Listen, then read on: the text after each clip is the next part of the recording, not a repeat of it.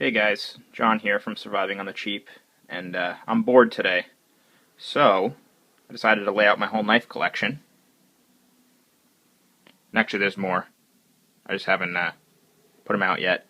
But yeah, so I'm just going to show you guys my knife collection. We've gotten a few requests for this, so I decided, yeah, let's make this happen. So I'll start, and I'll basically go through what every knife is, not in too much detail. A lot of these we already have reviews on. This right here, it's a Gerber Traverse. Would not recommend it. It's a terrible knife. It came in a package with like a little multi-tool thing. That's the reason I bought it. That is the Cold Steel Tough Light. We have a review on that. That's the CRKT Ripple. We have a review on that. That's my stainless steel Kershaw Leek. That is my Kershaw Oh So Sweet.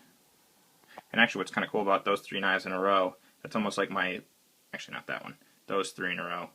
It's like my little mini Ken Onion collection. All three of those knives were Ken Onion designed, so that's pretty cool. That's a cheap Gerber knife. That's actually halfway decent. Don't really know what the name is. That's the Gerber Rip Stop 2, something like that. It's kind of a piece of junk. That's my Bird Cara Cara 2 FRN. Love it. That is my Ontario Rat 1. That is, what is that? That's my SOG Flash 2. Gerber Icon Tanto. That thing is a beast. Look how big that is. Adrian from Florida Adventures turned me onto this knife, and it is awesome. So light for how big it is. Aluminum frame. This is an Emerson Commander. Clone. Piece of junk. This is my Spyderco Tenacious, one of my favorite knives. This is a, what the heck is the name of this knife? It's a Buck, I don't actually remember. It's a Buck something, but this is a special edition one. It says it on the blade. It's pretty cool. I got that pretty cheap. That right there is the Bear Grylls Compact Scout. That's a CRKT Drifter. That's a cheapo Winchester knife I got at Dick's Sporting Goods. That's my CRKT M16 ZT, something like that. Zytel, I think. It's my Kershaw Kuro or Kurai, one of them. Pat has there's two Kershaw knives, the Kuro and the Kurai. Pat has them both, and he got me this one for my birthday, but I don't actually know what the name is. It's a pretty cool little knife, really, really sharp. That's a Gerber Evo Jr. This knife is actually pretty cool. I've never showed this knife before. If you remember back, we're still doing it actually. We're doing a dollar store trip where everything has to come from the dollar store. And I actually made a bushcraft knife with supplies from the dollar store. And this thing came out amazing. It's good. It's a properly heat treated. I don't know what the steel is because it's from a kitchen knife there, but I heat treated it myself. Oil quenched it. Put a Scandi grind on it. The handle is made out of bamboo from these like back scratchers that were there, and I even put a palm swell in it, if you can see that. It's epoxied on there, and it's got a lanyard hole which actually has an aluminum post in it, which is really cool. But yeah, this knife is awesome. I'm so proud of this knife. I'll never get rid of it. This was the second one I made. This was the first little dollar store knife I made. Pretty cool. It's got a paracord wrapped handle, which actually came out really awesome. It's really, really sharp. But I didn't like how close, like it sort of has a choil here, but it's actually sharp on the tip there, so you could cut yourself pretty easily. So I don't use it. It just goes in the collection because I made it. This is the infamous Chester. This is one of the first knives we ever reviewed. It's a Winchester knife. Love these things. They're freaking awesome, fast, really lightweight, deep carry pocket clips, super thin, awesome knives. That is another cheap Gerber knife. It's actually kind of cool. That's the Ripstop 1, or Ripstop, I think, yeah. Gerber SLT 2.0. Really cool knife, really high quality knife for the $11 you're going to pay for it. This is the knife that goes on my keys. Actually, I took it off recently because I they're too bulky. But this is my Boker Keycom. This is a really cool little frame lock. This is my CRKT Doug Ritter MK5, I think. Yeah, RSK MK5. This is actually going into a little survival kit that I am going to be building probably later today. That's what I bought it for, but I've been actually just carrying it around because it's really cool. Really cool little knife.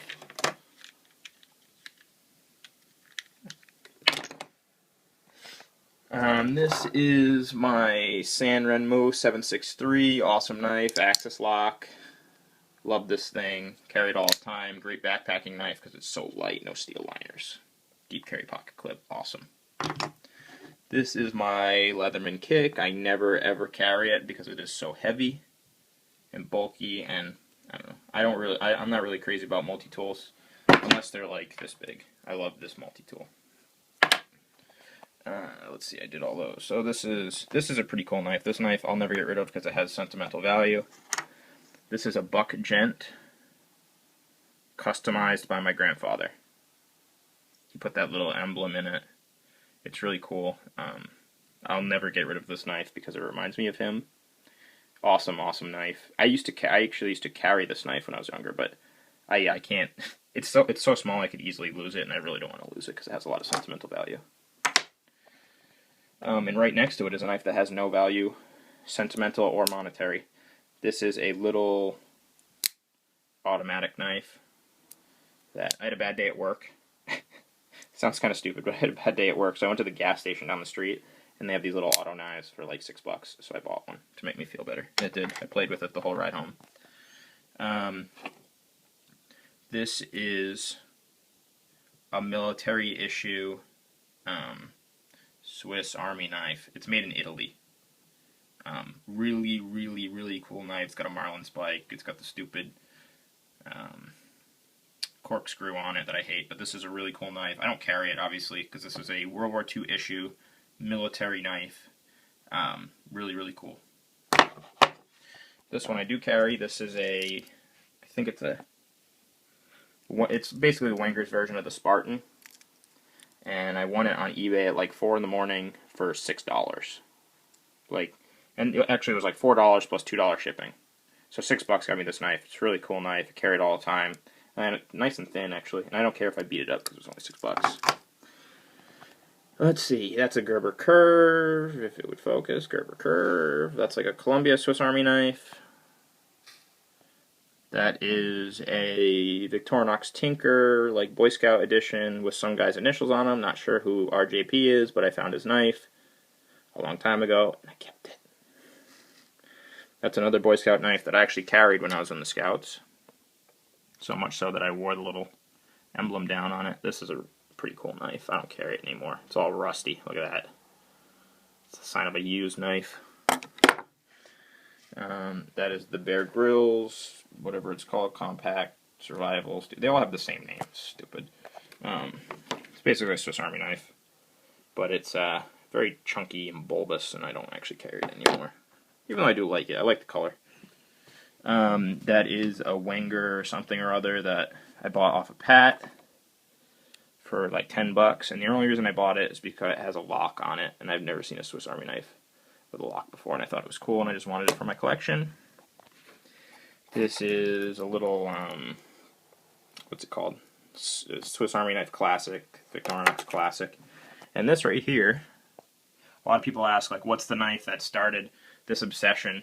What started it all? Well, when I was about 12 years old, maybe younger than that, my grandparents went out on vacation, and they bought me this little gas station knife that has my name on it. And, yeah, it's another one I'll never get rid of.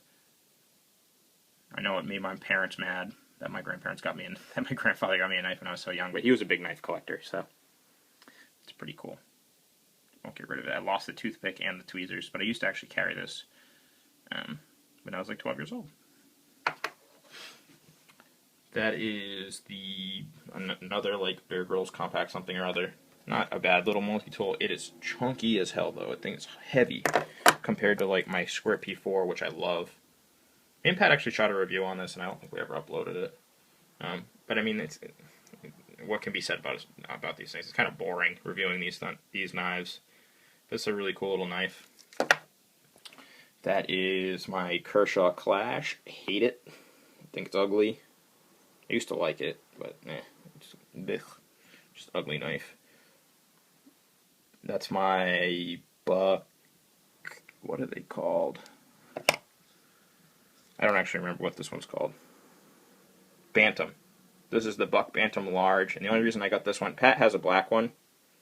I got this one because it has like almost like an orange camo pattern, which I thought was kind of cool. Plus, I lose a lot of things, and I figured if I get a lot of, like, if you look at the knives that have lanyards, they're like bright colors. So when I drop them, I can actually find them, and I figured I could take this backpacking and I wouldn't be able to lose it.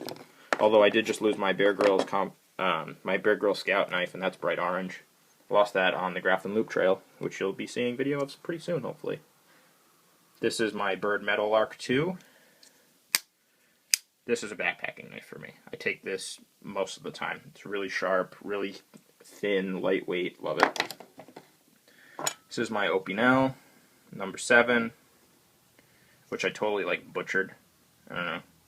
I got bored one day, so I started carving a knife with another knife. So now I need to buy another one. That was a stupid move. But this is a really good knife.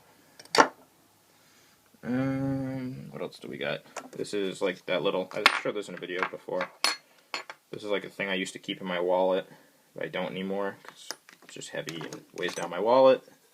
This is this is that dollar knife from Walmart that I tried to customize because I thought it was cool. So I painted the blade black, the clip black, and the handle OD green, and then carved CSG, which stands for, of course, the Climb Survival Gear, which is our website, which you should go check out. But yeah, that thing's kind of stupid. I just threw it in there just because it was handy. And then this, before I get into my fixed blades, if I can even get it out. One sec. Bear with me. Is like a thing I got. I wanted it in a Yankee swap for like during Christmas time a couple years ago. I've never actually used it, but what's kind of cool about it, I don't know if it is cool at all, is one side is a razor knife, and if you flip it over, the other side is a pocket knife. It's kind of cool. I'll never do a review on it or anything, but it's kind of cool. So that sits in my toolbox, but I've never actually used it. So yeah, just give you a full-on basic shot of everything. And that's all of my folders. And in the next video, I'll show you all my fixed blades, which are not many, so that one will be far less long. Alright guys, as always, stay classy.